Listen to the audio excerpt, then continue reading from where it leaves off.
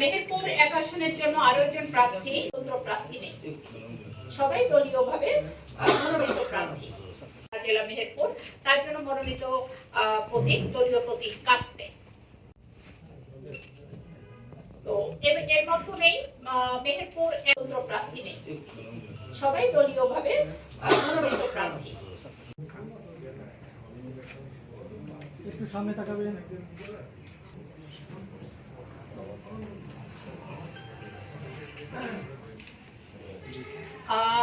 এর মাধ্যমে প্রতীক বরাদ্দ শেষ হলো। আমরা সবাই ধন্যবাদ। এবার বাংলাদেশ জেলা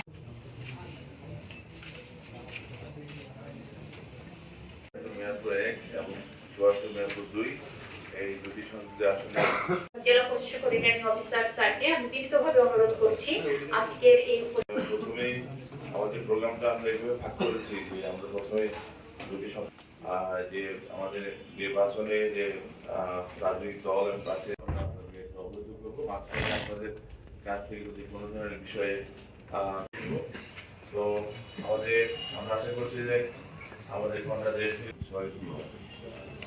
অসংখ্য ধন্যবাদ স্যার। সদর মেহেরপুর পৌরসভা মেহেরপুর এবং ওনার জন্য মেহেরপুর অনুষ্ঠানে আমাদের সাথে আরো আছেন বিভিন্ন প্রিন্ট ও ইলেকট্রনিক মিডিয়ার সম্মানিত মিডিয়া কর্ম। আজকে সভাপতি ডক্টর সৈয়দ এনামুল কবির, জেলা প্রশাসক ও রিটার্নিং অফিসার মেহেরপুর অনুষ্ঠান শুরু করতে যাচ্ছি।